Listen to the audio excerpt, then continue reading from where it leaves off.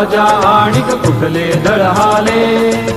प्रारंभी जे अद्भुत वाटे गहन भीतीदायी, या विश्वाचा स्वभाव कळता भय उरले नाही. या दुनियेचे मर्म न कळता जगणे केवळ फुका. जे दिसते ते असेच काहे, हे दिसते ते असेच काहे, उलगडण्याला शिका. डोळे उघडून बघा गड्यानो, झापड लावू नका.